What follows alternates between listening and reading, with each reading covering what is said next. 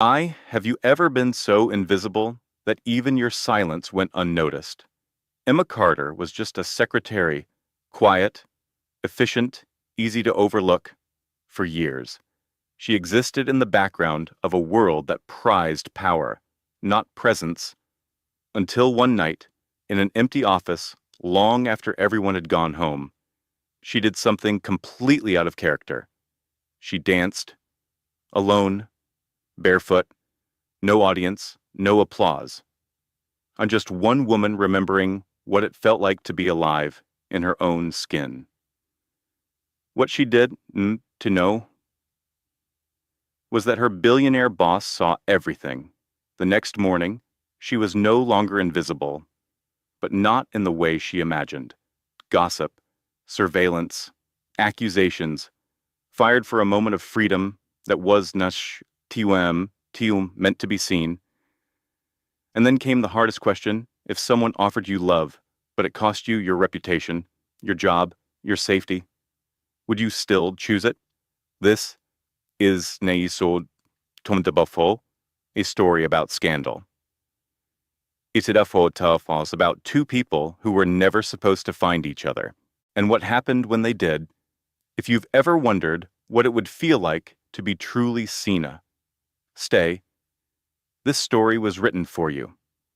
The office was never meant to feel like home. It was all glass, chrome, and controlled temperatures. But on that particular night, as the city whispered outside and the last elevator had long since sighed shut, it was the only place Emma Carter could breathe. It was nearly 9:15 meme. The rest of the building had emptied hours ago. But Emmy Aujo, like most nights, remained. She was now on technically required to stay. Of course, her boss, Ethan Grant, had dem du tm teat assigned any tasks past 5, but habit and something else, something unspoken, just kept her at her desk far beyond what anyone noticed. That was the nature of being invisible. At 36, Emma had learned to blend in expertly. She was the kind of woman people called "oh, kuyit," with a half smile and never thought about again. Her wardrobe was muted, her voice soft, and her movements efficient. She handled schedules, calls, travel, crisis management, all with precision, but she did it quietly, and that made her easy to forget. She liked it that way, or at least she used to. That night, her heels were already off, tucked beneath her desk. The silence of the executive floor wrapped around her like a soft coat. She walked to the large, unused conference room across the hallway. The space still held the scent of expensive coffee and boardroom anxiety. Folders left open, chairs slightly askew, the remnants of a long day for people more important than her. She did not plan on doing it. Not really, but her fingers, almost on their own, reached for her phone. She tapped the Bluetooth speaker. A small blink of blue light greeted her. Then came the scroll. Not to emails, not to text threads, but to a playlist she had opened in years. Whoa, Ella Fitzgerald. Someone to watch over me. Her heart hesitated. Her grandmother had adored that song. Emma could still picture her in their tiny kitchen, apron tied loose, stirring soup while humming softly. That was long before the world became hard. Before Emma learned to armor up, she hit play. The first soft piano notes floated through the room like memory. Emma closed her eyes. Her blazer hung over the back of a chair. Her bun loosened hours ago. For once, she allowed herself to exist beyond function. She moved gently weu, just a step, a half turn, then another. Not like a dancer, not like someone performing, like someone remembering. Her bare feet slid across the polished wood, toes brushing the cool floor, arms lifting slightly as if pulled by something older than sorrow. She twirled once, then again. A soft laugh, barely audible, escaped her lips. She didn't timtiat to see the shadow in the hallway, not until it moved. He had no meant to return. Ethan Grant, 42, founder and CEO of Grant International, had come back only to retrieve a forgotten folder. His nights were normally reserved for workouts, market forecasts, and meticulously prepared dinners he rarely finished, but something told him to stop at the office again. Some unresolved thought, some itch he could now name. He exited the elevator quietly, expecting nothing but darkness and the hum of security lights.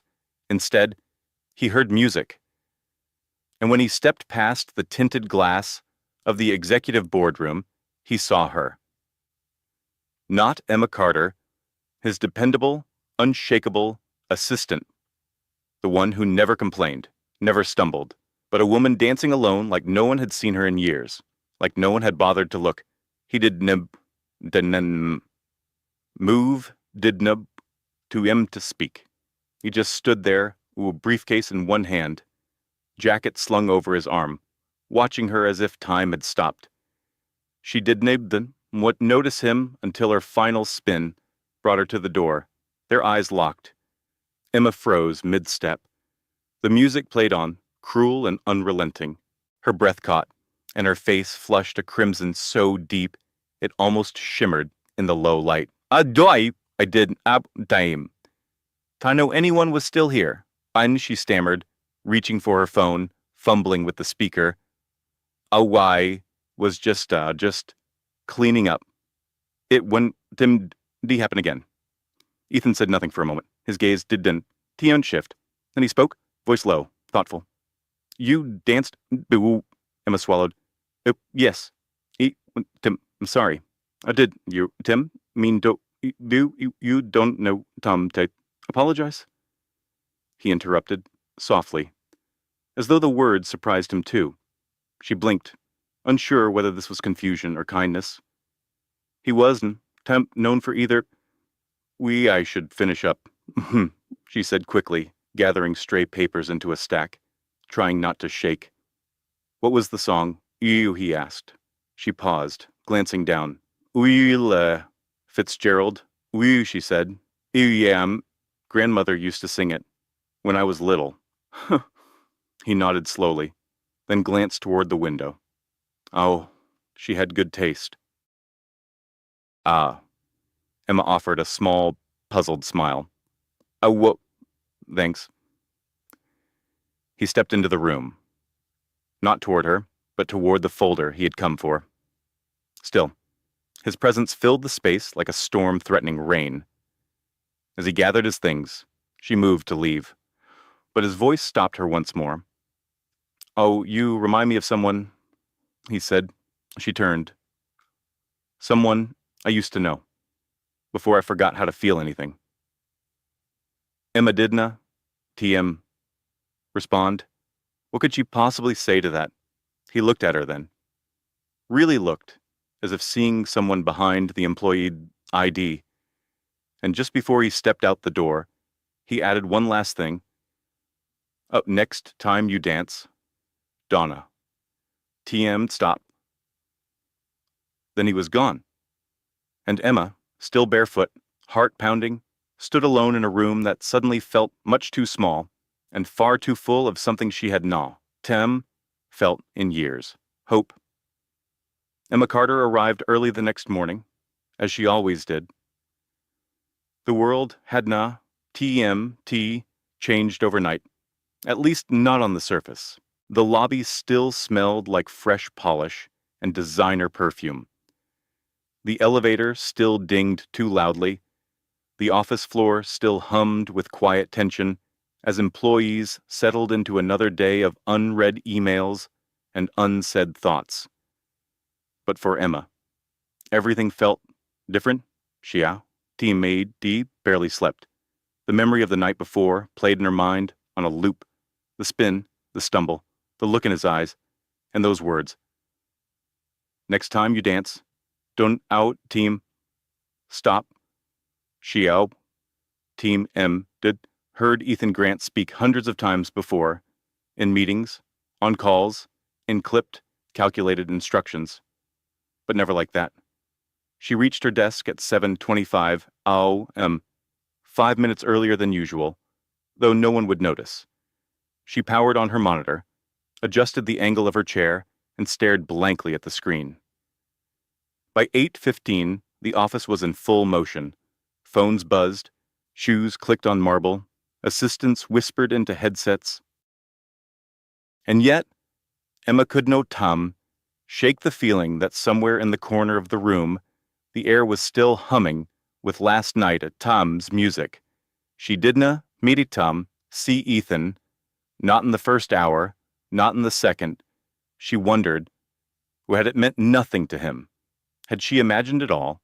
A lapse in judgment on a late night that he would forget by lunch. At 10:43 her inbox chimed. Subject, briefing notes from Ethan, Grant to Grant Intel. Com message. Could you drop by my office at noon? Bring the updated investor slides. But yes. Her heart skipped, just enough to be noticeable, not enough to admit out loud.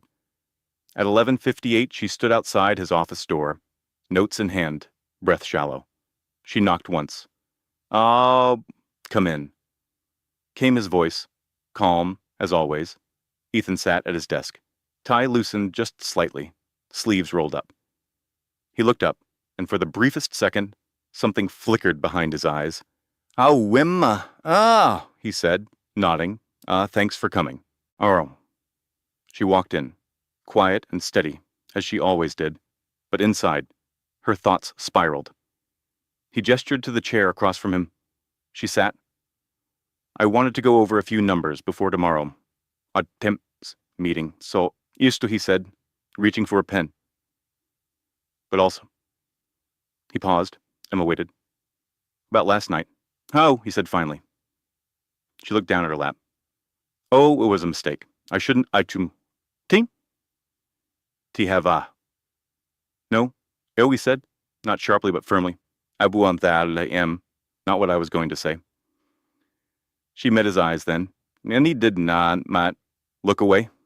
AUI came back for a file. Oh, he continued. The only reason I was there, but what I saw, it was out that it went a mistake. It was honest. Emma felt her breath catch. He leaned back in his chair, fingers steepled. You've worked here for almost 3 years. He said. You never take vacation. You stay late. Arrive early.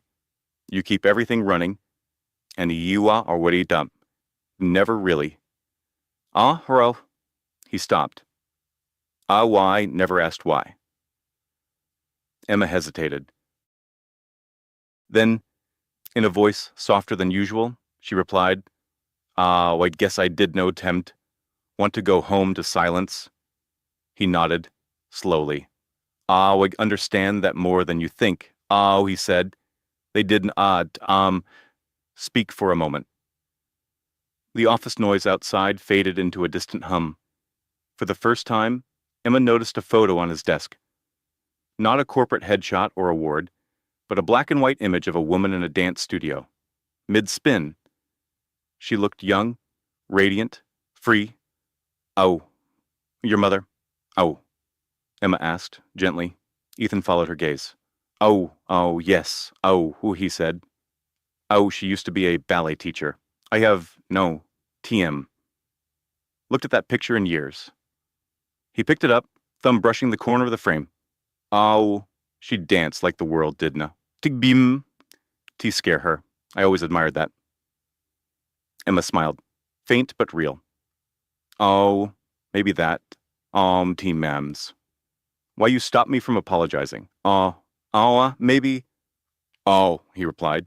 She stood then, the folder still clutched in her hand. Oh, whoop-ay. Tamao, what's... Update the slides and send them before 3. Whoa, she said, professionalism returning like a familiar coat. But before she could leave, Ethan said, "Oh, what, Emma?" She turned. "Oh, I saw you last night. Not the assistant, not the reports or the routines. You," and I realized, I don't, Team Blah really know the people who keep this place moving. I don't, Team T-Sa know you. But Team Dale, like to. Emma blinked. That is, he added quickly. I'll wef that do, Tim, something you what tell be okay with. She did not Tim T answer right away, but something in her eyes shifted, something soft, willing. I think I would like that too. Wow, she said. Then she left us quiet as ever, but with a strange warmth unfolding quietly inside her chest. She was no longer invisible. It was a simple message, tucked among calendar updates and reminder emails, that appeared late the next afternoon. From Ethan, Granton Tull, com. Subject dinner. Oh, would you join me this evening? Just dinner? No business. O.E. Evie Woe. Emma reread it 3 times. She was standing in the break room, refilling her mug with lukewarm coffee. When the notification popped up, her hand froze mid-pour. She glanced around. No one else was there. She clicked it open again, just to be sure she hadn't misread. But there it was. Clear. Unambiguous. Her pulse jumped. She set the mug down carefully. What did it mean? Was this a kind gesture? A peace offering from a lonely man who, tape-beat, caught her dancing, or was it something else entirely? And why did it matter so much that she couldn't, to breathe for a moment? She didn't, reply right away. She needed to think. Emma didn't don on fancy dresses. Her wardrobe had always been practical, neutral, professional. After all, who was she dressing for? She opened her closet that evening like she was choosing an armor, but nothing felt right. And then she saw Ita, the deep green wrap dress tucked in the very back, nearly forgotten. Her mother, team at seas. It had survived 5 apartment moves and a decade of disuse. She held it up carefully. It wasn't a tunt flashy, but it felt real, like a memory stitched into fabric. She slipped it on, brushed her hair softly over her shoulders, and looked at herself in the mirror. It was no team that the transformation. It was permission. At 6:45 p.m. Her phone buzzed again. Hey, wait, Tim, outside. No rush.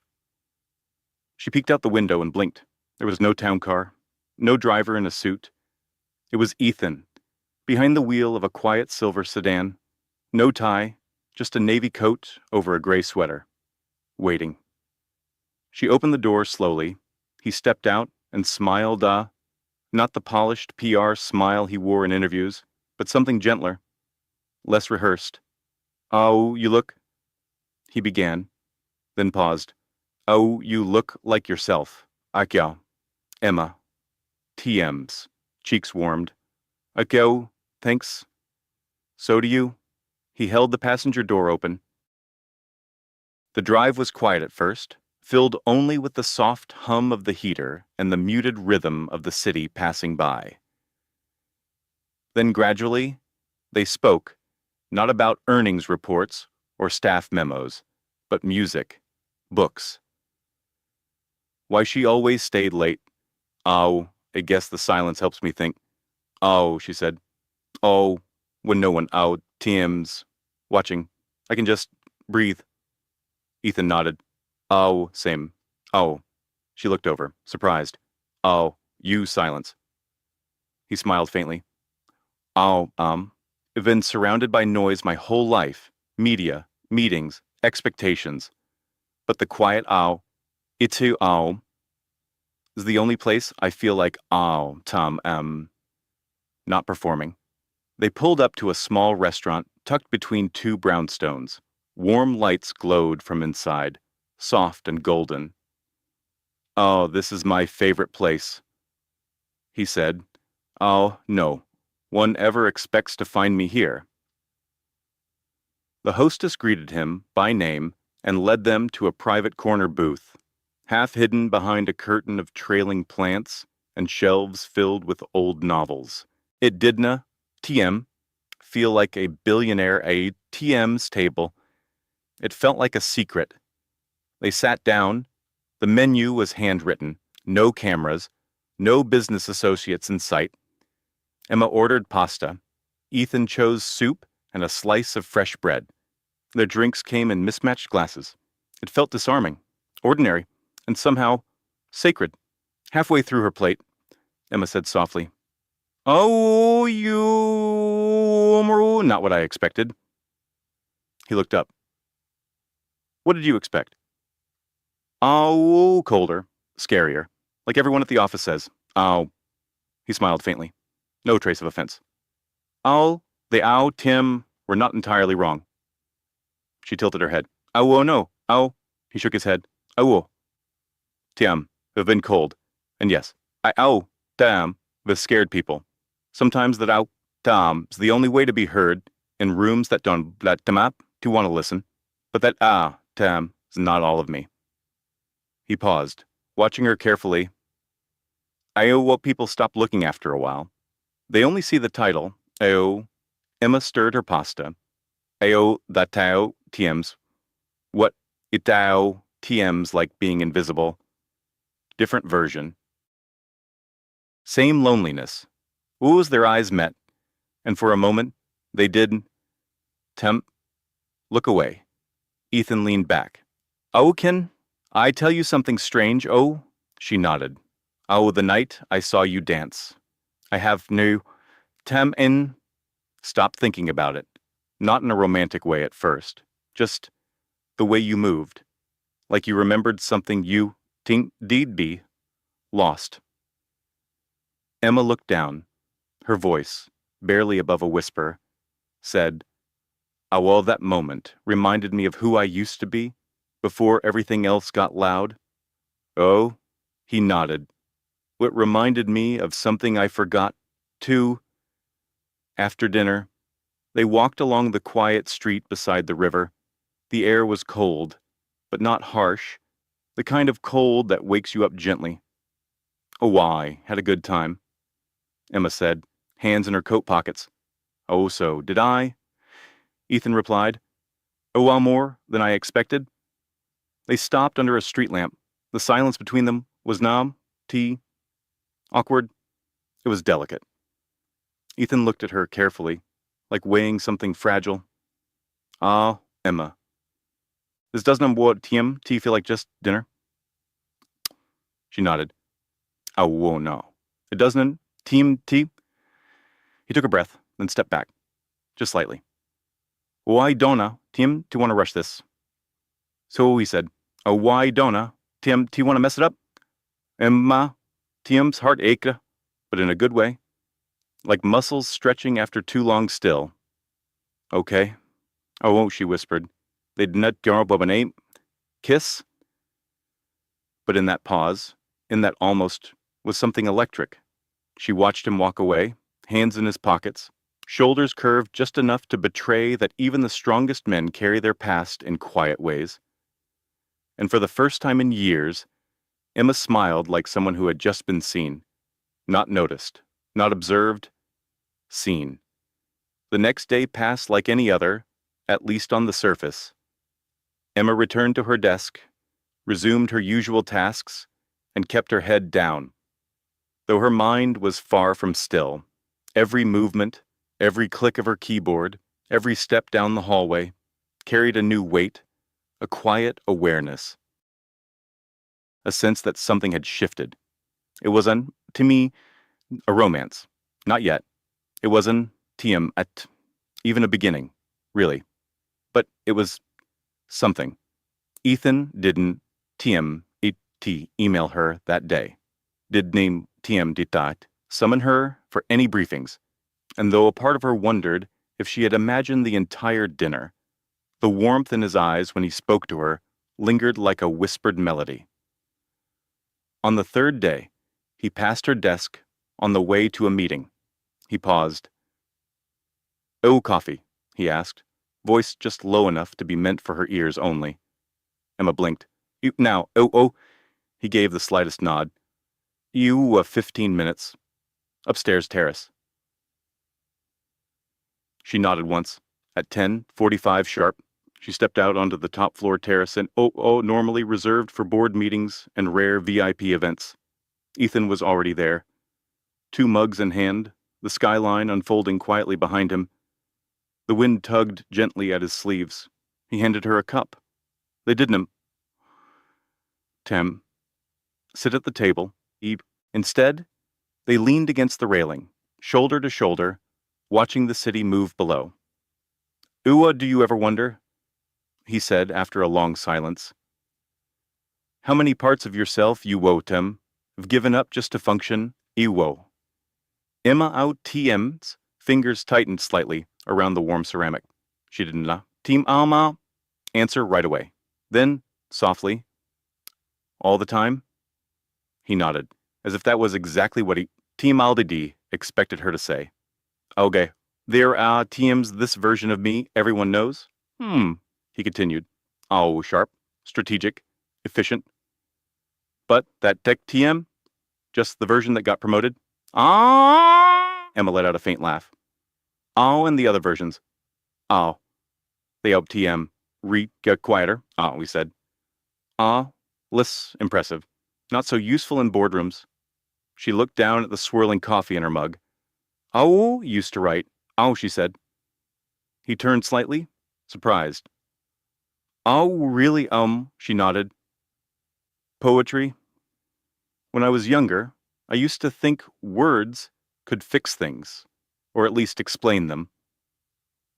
Oh, you stop. Oh, well. She shrugged. Yeah, life got practical. Well, he didn't. TM dig press. Instead, he offered a truth of his own. I used to paint. Too, he said. Emma, TM's eyebrows rose. He smiled. Just landscapes. Never showed anyone. It was something my mother encouraged. Do you still? No, he said. I have, now TM, touched a brush in over 15 years. Silence fell again, but it was out, empty. It was reflective. Emma turned to him. Do you miss it? He didn't TM to answer right away. Then, quietly, miss who I was when I did it. That stayed with her. The next week passed in gentle waves. No declarations, no dramatics, just moments. A shared glance in the hallway. A quiet smile during a morning check-in. A late-night email that ended with something unexpected like, hope you got some rest. And then one evening, just after 6, as Emma was organizing the next day, TM. Briefing. Her phone buzzed. Message from Ethan. Still. Working there. TM's. A piano bar 2 blocks from here. Not fancy. Just live music and real people. Would you come? She stared at the message, heart catching in her throat. 5 minutes later, she was in a cab. He was waiting outside the door when she arrived, hands in his coat pockets. Posture relaxed in a way she had never seen at the office. Inside, the bar was dimly lit, cozy, filled with soft jazz and people who did the mod tamstod, glanced twice at a billionaire CEO or the woman beside him. They sat in a booth near the back, no cameras, no expectations, just music. A woman at the piano began to play something soft and slow. Ethan closed his eyes for a moment, then leaned forward. Oh, this song. Oh, he said. Oh, me mom used to hum it when she cooked. Emma smiled gently. Mine, too. Only she couldn't, sing, but she tried. He laughed, really laughed, and the sound startled both of them. They sat for hours, talking not like coworkers, not like strangers stepping into something new, but like two people who had lived entire lives before meeting and had finally found someone who understood what that meant. They did not hold hands. They did not kiss. But by the time they left, the air between them had changed. It wasn't you, metite, about roles or risk anymore. It was about recognition. They were no longer just Ethan Grant and Emma Carter. They were two hearts beginning to speak again. It started with a photo, a grainy, slightly tilted image captured from across the street, through the window of a dimly lit piano bar. Two people in a booth. A man leaning forward, smiling in a way that didn't buat me dao match his usual boardroom stiffness. A woman across from him, her eyes soft, her posture open. The caption was simple. A wise that Ethan Grant on a date. Ew. By 9:00 a. the next morning, the office was buzzing. Emma walked into the building the way she always did, quietly, with her bag tucked under her arm, head slightly down, but she felt it immediately. The shift in the air. Whispers, glances, laughter that cut off too quickly when she passed. She kept her gaze forward and moved straight to her desk. Her inbox was full, but her attention snagged on a message with no subject line from an internal distribution account. Yuwa TM. I trending in the break room. I. Her chest tightened. At 10:22 a.m., a coworker from HR passed by and gave her a look, a strange mixture of curiosity and disapproval. By lunch, the photo had made its way onto a corporate gossip page. Comments ranged from speculative to cruel. Oh, looks like someone finally cracked the Ice King. Oh, thirsty much. Carter, guess being invisible. Pays off if you land a billionaire. Emma sat frozen at her desk, fingers hovering above her keyboard, unsure what to do next. At 2:30 p.m., she was summoned. The HR office was cold, intentionally so. A woman named Judith, clipboard in hand, motioned for Emma to sit. TM. Vive had a few questions raised. Okia. Judith began, tapping the pen against her notes. Yao about extracurricular contact with Mr. Grant. Emma. T's throat tightened. Owa. We had dinner. That. TMM. All. Judith raised an eyebrow. You do understand there are policies about personal relationships within the executive branch, regardless of status. Emma felt heat rise in her face. Oh, and nothing happened. It was one dinner. Oh, Judith jotted something down, then looked up with an expression that could tem have been pity or judgment. Tim, I'll receive formal notice by tomorrow. In the meantime, that TM, we're asking that you work remotely. Emma stood slowly, heart pounding in her ears. I being fired. Judith didn't. To answer. That afternoon, Emma packed her things quietly. No one spoke to her. A few people glanced up and then quickly looked away. By the time she reached the elevator, her eyes stung. She didn't want to cry in the lobby. So she didn't Bori. But the tears came later, at home, when the adrenaline wore off and the silence returned. She thought about calling him Ethan, but something stopped her. Fear, maybe, or pride, or the aching realization that no matter how sincere something feels, the world might always be louder. At 6:03 p.m., as she zipped up the last of her files, she heard footsteps in the hallway. She turned.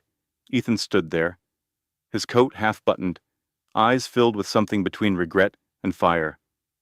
Why didn't I? Do you tell me? He asked. Emma shook her head. Didn't Deep ma. Want to be the reason things got complicated. He stepped closer. You, are not the complication. Emma. You, are the only part of this that makes sense. She looked down, trying to hold on to the last fragments of control. Oh, we want but let them do this to you. Ooh, he said, voice firmer now. Ooh, don't know wow, TMT, care what it costs. Just as the words left his mouth, a voice echoed from behind. Oh, Grant, the board is waiting. They both turned. His assistant stood by the elevator, clipboard in hand, expression unreadable. Ethan glanced back at Emma. Wait for me, he said. Then he was gone. And Emma stood there, holding her bag, her breath, and a thought that had begun as a whisper, but now rang loudly in her mind. What if this was the beginning of the end? 3 days passed. No calls, no messages, no emails, just silence. Emma had, GTM, expected Ethan to fix everything. Not really, but part of her had hoped. Hoped he would knock on her door, or at least send a single line that said, "Oh, Dama, still here. Ah," but nothing came. She stayed in her small apartment, curtains drawn, the world outside muffled like she was underwater. Her laptop sat closed on the kitchen table. Her phone stayed face down on the couch, buzzing occasionally, with notifications she did not. Matsy, check. On the first night, she did TMT cry. She felt numb, stunned, like the impact hadna TMT landed yet. By night 2, the stillness began to ache. By night 3, it felt like abandonment. She told herself she needed time, and she did. But the waiting was a wound she didn't know how to bandage. She missed him, not just the man who stood in boardrooms and signed decisions with a flourish, but the quiet version. The one who brought her coffee on the rooftop, the one who remembered songs, the one who listened without interrupting. She missed feeling seen. Meanwhile, Ethan sat in his penthouse office, the city stretching endlessly beneath his window, and for the first time in years, he didn't care about the view. He hadn't slept, barely eaten. He kept replaying that hallway moment in his head, the look in her eyes when she said, "Oh, I didn't know TM, to want to be the reason things got complicated."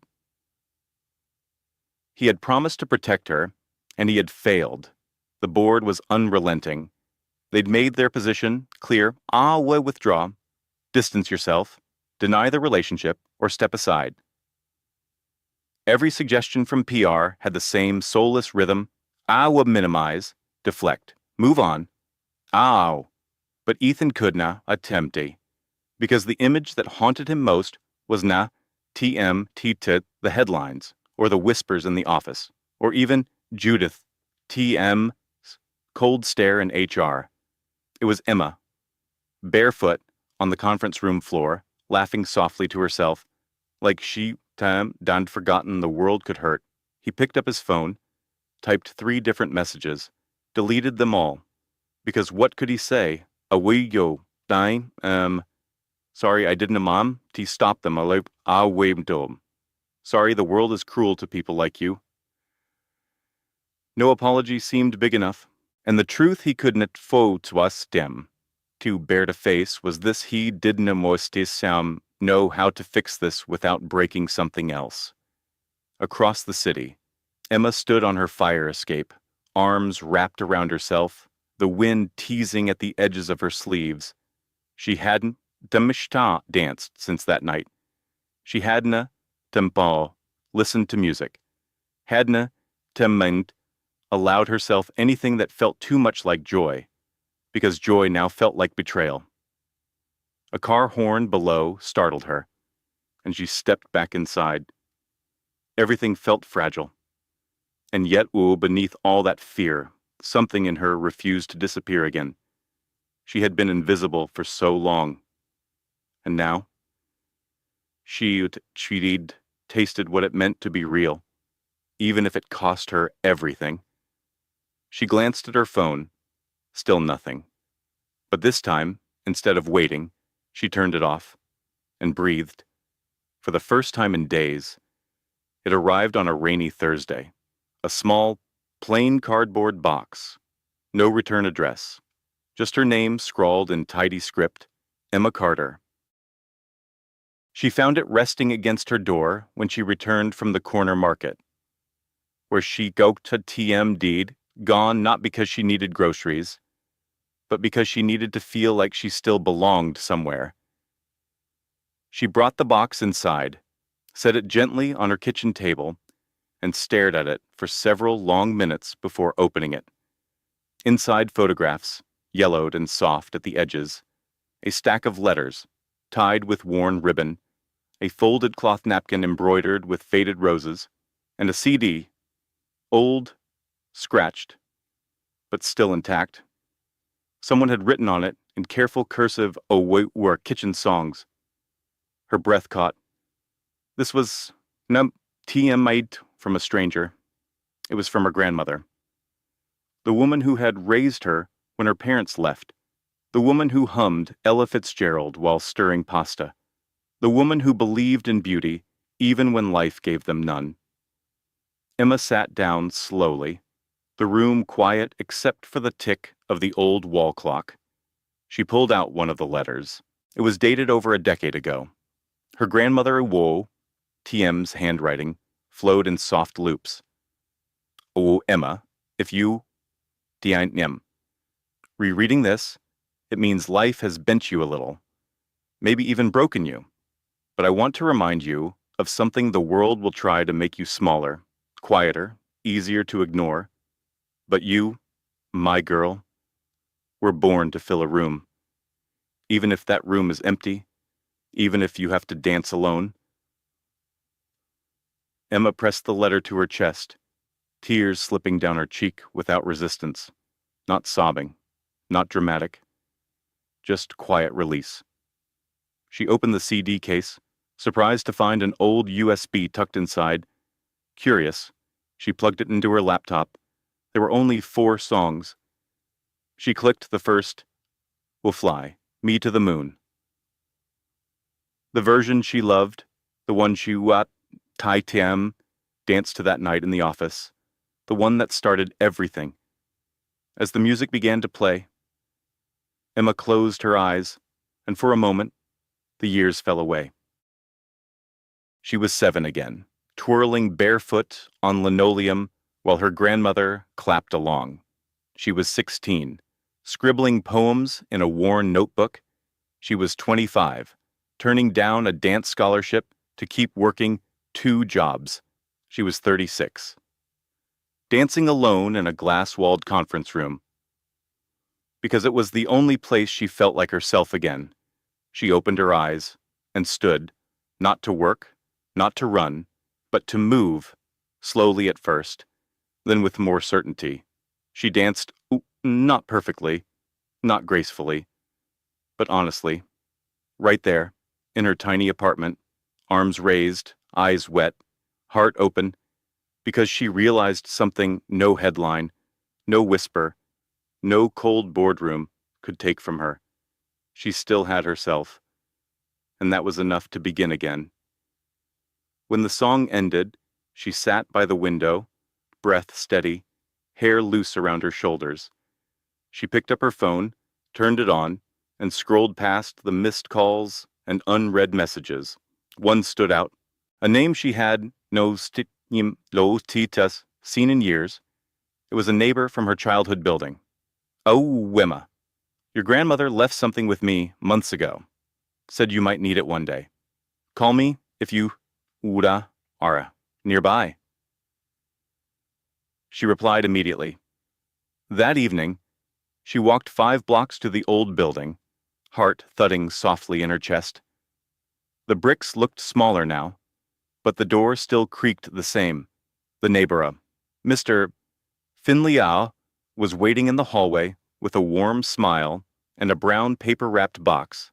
Oh, she said, it was time you remembered who you were. he told her. Emma held the box close all the way home. Inside an old journal, blank pages interspersed with scribbled poems and recipes, a faded Polaroid of her as a child, grinning mid-spin, and a second note. All love always finds its way back, but only if you donate comp. Slam every door on it. That night, Emma sat on the floor, journal open, pen in hand, and she wrote, not to fix anything, not to explain herself, but to remember, to reclaim, to begin. Ethan had always trusted patterns. He built his empire on them, iwi stock trends, market behavior, human predictability, and when something didn't yogid TM fit, he noticed. What happened to Emma didn't TM fit, not just the scandal, not the HR coldness, not even the timing. It was the precision, too clean, too fast, too strategic. Someone had been waiting. He sat alone in his office at 1:12.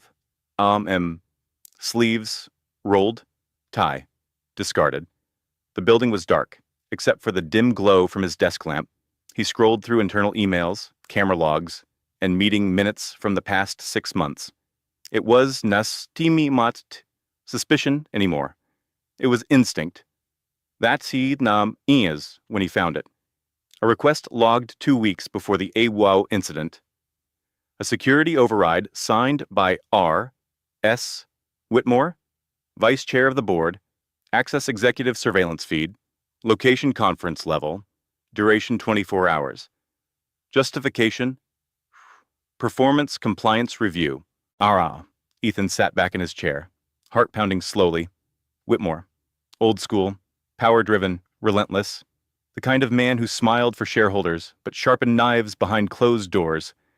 TM served on the board since the company. TM's founding back when Ethan, TM, father still ran the show. He always seemed to resent that Ethan, the son, had taken control. And now he had struck. Ethan rose from his chair, retrieved a locked file from his cabinet, and opened the internal server logs. His fingers flew across the keyboard. He cross-checked the camera timestamps from the night he saw Emma dance. There it was. Footage duplicated, downloaded, redirected, and not by accident, a trail of access logs, private meetings, and internal memo staff, all with Whitmore or TM's signature, painted the truth they'o TMD. Been watching for months. Not Emma. Him. She had just been the perfect excuse. At 3:04, Ethan made a decision. He called someone he had one time spoken to in nearly 4 years. Kara Linwood, investigative journalist, former friend, a voice too honest for corporate comfort. The last time she published a piece on West Tech, it cost the company a multi-million-dollar PR crisis. Hiao TM. Oh, do. Shut her out. Now he needed her. He sent her a secure folder. Subject line, a Y was wrong.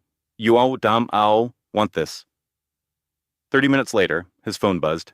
Kara, will meet me in 2 hours. Bring her. This story is not what Tim, just yours anymore. Worst across town. Emma stood in the center of her living room, journal still open. When her phone lit up, Ethan Grant. She stared at the screen, then answered, Emma. His voice came through the line, breathless but steady. We need to see you. Now. There, TM's. Something you need to know. She did speak. Just listened. I was blind. He continued. Well, but not anymore. This wasn't, just about you and me. They planned this. They used you to get to me. Her heart sank. Who? Whitmore.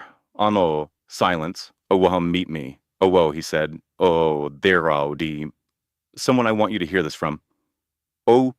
2 hours later, they sat in the corner of a cafe Emma had never been to before. Kara Linwood looked exactly how Emma expected. Sharp eyes, soft voice, no time for nonsense. She scanned the files quickly, expression unreadable. Then finally, she looked up. This is enough to blow half your boardroom off the map. Ethan nodded once. Oh, that TM is the idea? Kara turned to Emma. Oh, you okay, being part of this? Oh, Emma took a breath. Oh, I want no. To let them use me to silence him. Oh, she said. Tell the truth, all of it. Kara nodded, lips curling into something almost like respect. Oh, this will not to us nig. Just shake your company, Yoshi warned. Oh, ida, ta twim, I'll burn it down. Ethan, didna, flinch. Ew then, let it. Emma reached for his hand beneath the table. No headlines yet. No redemption arc. Just two people, ready to fight back. Together. The boardroom had never felt colder. 12 seats, 12 faces, all familiar, all unreadable. Polished suits, careful postures, the subtle scent of control in the air. Ethan stood at the head of the long glass table, unshaven, without a tie, sleeves rolled to his forearms like a man who stopped pretending to be pristine. Beside him, Emma sat, not behind him, not waiting outside, but at the table, eyes steady, back straight. He didn't. Team B, speak immediately. He let the silence stretch. Then, without theatrics, he reached into his coat pocket and set a single object in the center of the table. A flash drive, no threat, just truth. This contains a log of unauthorized surveillance activity conducted by Vice Chair Whitmore over the past 6 months. Like he said, voice calm but cutting. Including footage misused to orchestrate my removal and to target an employee who had no part in your politics. He turned to Emma briefly. Also, she was collateral. He continued, facing the room again. Osua, scapegoat for your fear of losing control. Osu Whitmore, did not timiti flinch. His voice came smooth, rehearsed. Oh, these are serious accusations, Ethan, and highly emotional. Ethan, TM's jaw tightened, but he didn't. TM, raised his voice. TM's emotional. He said. He always watching good people be destroyed to protect bad systems. Another board member cleared his throat. Umez, not spiral into drama. There are rules for a reason. There are rules. Ethan interrupted. And then there are tactics. What you did wasn't enforcement. It was sabotage, surveillance footage, fabricated misconduct. You used a woman all TMS dignity as a weapon. That TNM, son, not policy. That TM cowardice. A pause followed, sharp, heavy. Then someone spoke from the far end of the table. A quiet voice, older, measured. Oh, do you have evidence? Oh, Ethan pressed a button on the table. TTM dots control panel. A screen flickered to life. Audio played. Whitmore off TM's voice. Crisp, unmistakable. Donu, TM. Worry. TMV already set the trap. He, TM, all fall. And she, TM, all fall with him. Silence. Emma died. TM blink. Whitmore leaned forward, voice tight. That could, dim, have been altered. The door opened behind them. Carolyn Wood stepped in, flanked by a digital forensics expert. It was na TM, she said simply. We want verified the origin, timestamps, metadata, it DAO, TM's authentic, and TM got a bigger problem now. TM's going public. So gasps, shifting chairs. One member stood abruptly. Another cursed under his breath. Ethan waited, watching. And when the noise quieted, he spoke again. We spent 10 years building this company. And in that time, I sacrificed more than I should. But I won. sacrifice the truth. Not anymore. He pulled out a folded sheet of paper and placed it beside the flash drive. "Oh, my resignation," he said. Effective immediately. More gasps. Whitmore looked stunned. "Oh, you, TM. Walk away?" Just like that. Oh. Ethan looked at Emma, then back to the board. "TM. Rather walk away than be part of something that erases the very people who keep it alive." He turned to leave, then paused. "No, oh, one last thing. Whoa, he looked straight at Whitmore. She was... TM. A scandal. She was a mirror. And that terrified you." He walked out. Emma followed. In the hallway, outside the thick boardroom doors, they stopped. He turned to her, breath unsteady but eyes fierce. "You don't know, Tom? Have to stay in this." "Whoa," he said. "Are you? Not for me." Emma stepped closer. "Hey, whoa, Tom, not here for the company." "Woo," she said. "Hey, wait, yo, weem. Ma'am, here because no one ever fought for me before." "They didn't? Damn, tut kiss?"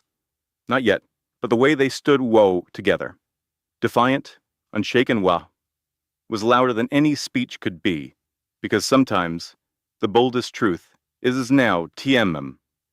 What you say, ite TMMs, who you stand beside.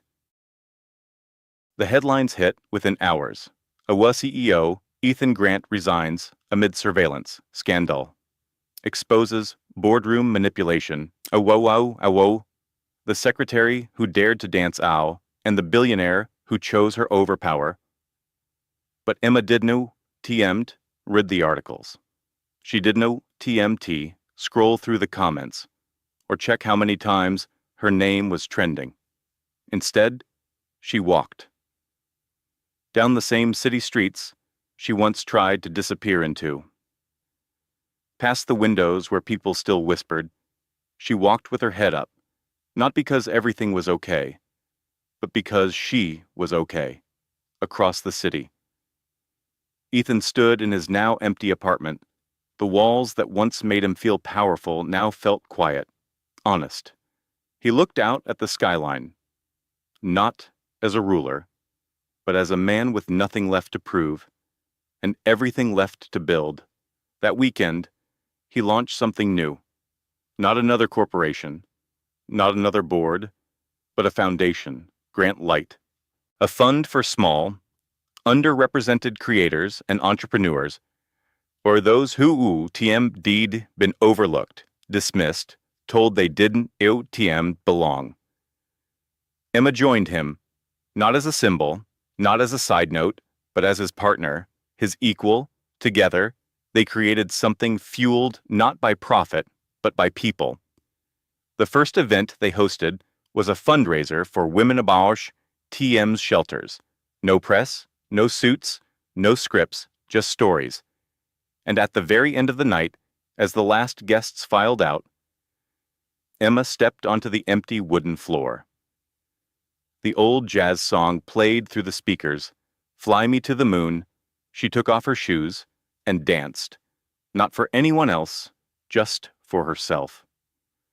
Ethan watched from the back of the room, hands in his pockets, a soft smile touching the corners of his mouth. No camera captured it, no gossip followed. It was simply real. Months later, they stood together on a quiet beach, the sky painted in golds and blues, no reporters, no boardrooms. Just the sound of waves and the soft hush of two lives finally exhaling. Ethan reached for her hand. "Who do you regret it?" "Rurau," he asked. Emma turned to him. "Oh, not for a second." "Oh," she said. He nodded. "Oh, neither. Ro." They stood in silence. Then Ethan laughed, a low, gentle sound. "Dro, funny how it started with a dance." "Who?" Emma leaned her head on his shoulder.